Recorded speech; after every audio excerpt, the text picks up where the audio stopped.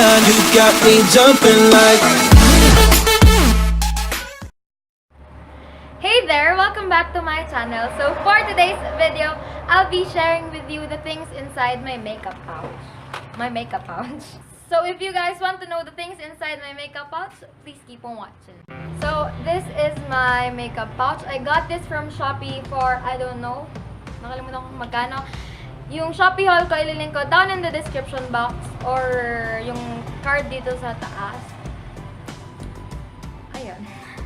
Nag-plug. So, navy blue yung kanyang color and yung zipper niya, dalawang. Basta yung nagsasalubong na zipper. Hindi ko alam kung ano. Tapos, meron siyang, ewan ko kung anong yan, basta may winner-winner channel dyan. Tapos, pag binuksan, parang siyang yung anelo na bag. Ano ba yun? Parang whale. Whale yung mouth. Basta parang anelo yung feels ng bag. Kukunin ko na lang yung mga gamit sa loob ng aking makeup pouch in no particular order. No particular order. So, first thing we got here is itong ethyl alcohol. Kasi, girl, you need this. Kasi, diba, kailangan malinis yung kamay mo kung mag-makeup ka ba. Ayan. Ayan nga. Ang taas ng energy. Ayan. Kailangan mo nito. Kung hindi alcohol, sanitizer. Ayan. Kasi, kailangan natin ng alcohol. Kapag mag-makeup ka, alam naman, ang dumi ng kamay mo, diba? Second is blush. Alam ko blush to. Yung I hate the pan. Matagal na to. Ang shade nito is Cool rum yata. Plum, basta ganun. Pagka-plum. Tapos may fine yung glitters nito. Need blush. Mukhang kinikilig. Kahit hindi. Next, meron akong EB Advance na face powder. Ayan. Wala talaga akong face powder dati. Kinuha ko lang to kasi madalas na akong pagpawisan. Tapos yung pawis ko, bilog-bilog dyan, oh. Ganun. Yung shade nito is natural. At meron siyang puff. Pero hindi ko din to nagagamit. Kasi, ginagamit ko yung brush ko for ganyan-ganyan. Kailangan mo ng powder kasi pinapapawisan ka. Pang ko to, pang set. Next thing we got here is itong retractable na brush. Ginagamit ko to pang powder brush, pang blush, pang contour. Girl, you need contour. Contour is life. Lip tints. Dalawang lip tint ko. Ito for cheeks kasi hindi siya madaling mag-set. Tapos ito for my lips. Kasi ang tagal-tagal niya. Ayan. Ang tagal-tagal niya sa lips.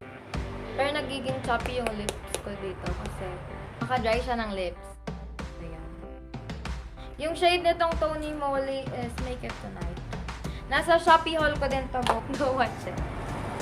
Next is itong foundation. Nung summer pa to sa akin.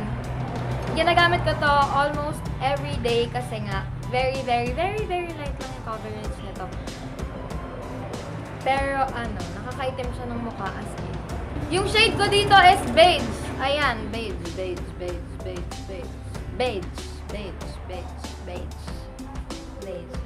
Ayan. Kung mura naka-like me, beige is perfect. Pero super, maganda talaga to.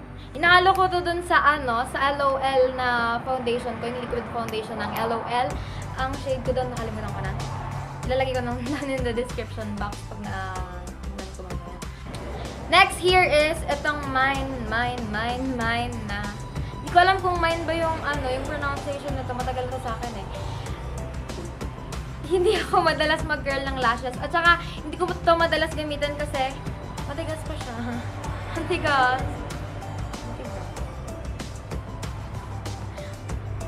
Ayun. Kasama to dun sa dun sa box. Magkano ba kasi ito? Nakalimutan ko na. Panoorin nyo na lang yung 500 pesos makeup challenge ko. Ililink ko yun down in the description box. Ayan, puro plug po itong video na ito. Nagka-curl din ako minsan para tumaas yung lashes kong bagsak. Ganun. Next thing we got here is itong Kylie na liquid lipstick. Nung May pa to sa akin, nung birthday ko. Meron pa siya. Pero, ayan, gamit ko siya ngayon. Ayan. Nilagyan ko ng Tony Moly na lip tint para gradient yung lips. So, ayun. Tapos, meron ako ponytail. I got a ponytail. I got a ponytail. I got a ponytail. Meron akong ponytail kasi, pero personally, hindi ako nagtatali ng buhok kasi magkukulot yung buhok ko dito. Pero mula nung nagkaroon kami ng work immersion, required na naka-ponytail lang, girls. Kung hindi, magmaminus siya ng 10. Kaya, girl, you need to follow rules. Charot. Ayun. Masunurin kasi ako ng estudyante, gano'n. Mabait ako. Charot. Ayan. Tapos, meron akong pangkilay. Dito, meron akong pangkilay. Nung bakasyon pa din to sa akin, wala na yung itim.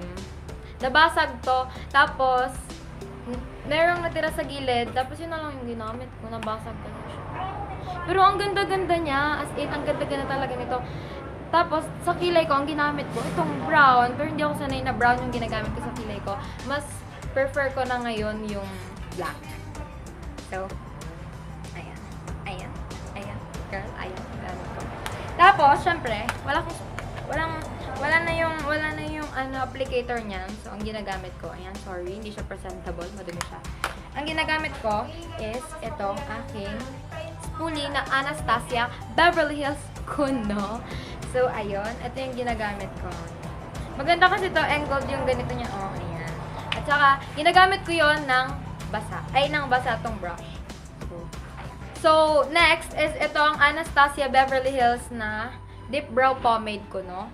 So, ginagamit ko to minsan kapag gusto ko pomade.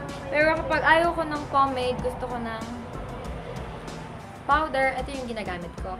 So, mas gusto kong gamitin yung powder, kaya mas mabilis siyang naubos. And, tignan mo, malapit na naman. Ayun, no? Malapit na naman. Sorry, talaga siya presentable. Madumi talaga siya. And I'm so sorry for that.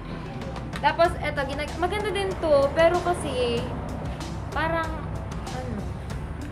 minsan hindi ko siya feel gamitin. Lalo kapag nagmamadali ka, mas okay yung powder. Para sa akin.